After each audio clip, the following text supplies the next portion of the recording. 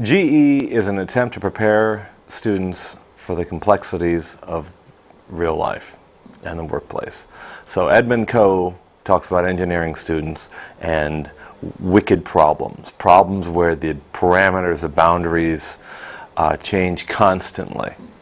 And what he says is we need to give engineering students wicked competencies, the ability to encounter a situation that's changing and changing rapidly and to know how to respond effectively.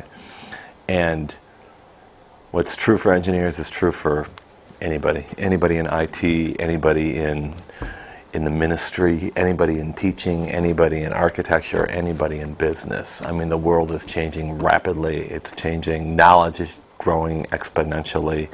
And so GE is an attempt to prepare students for the complexities of that changing world.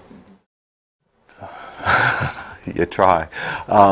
You say it 15 or a dozen different times. You say GE, I mean, there's a couple things, a couple methods. I mean, at the beginning of the year, we picked this up from Eugene Oang, and the one response is that GE is an opportunity. GE is an opportunity to teach a course that you care deeply about, but it's also an opportunity because coverage isn't an issue to really focus on student learning, to change your pedagogies, to experiment with different pedagogies, to experiment with different assignments and different teaching methods and different assessments. That's one answer. The other answer that I keep coming back to lately, related to my first answer, is that GE is not about quantity, it's about quality.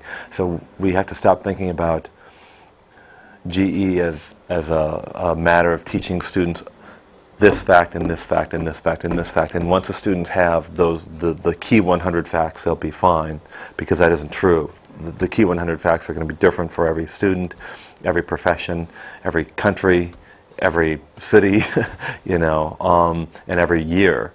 What we have to focus on is quality, the quality of mind, the quality of the ability to respond to problems, the ability to respond to changes, the ability to respond to shifting expectations and needs. So that's one way, yeah, or two ways actually. It's a conflict between an old understanding of general education and an evolving understanding of general education.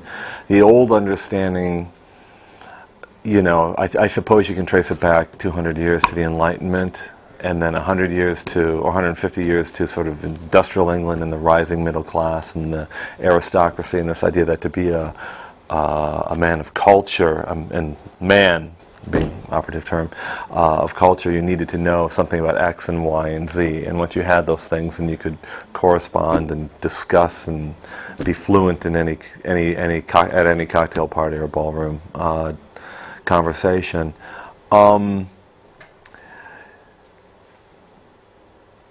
So GE evolved out of that kind of understanding that we simply need to expose people to different ideas, and that's going to be good enough. What we know, though, is that the brain doesn't work that way. Simply encountering information is meaningless. What we need is I mean, for some people that will work. You know, I will walk into a classroom as an 18-year-old and something will click in that realm for me that I hadn't anticipated clicking. That's great, and it does happen. But what we really need to focus on is getting students to think about how what they're learning, and what an English major is learning in a biology class, is relevant to English and to their lives and to their values, because then that information becomes knowledge, it becomes meaningful.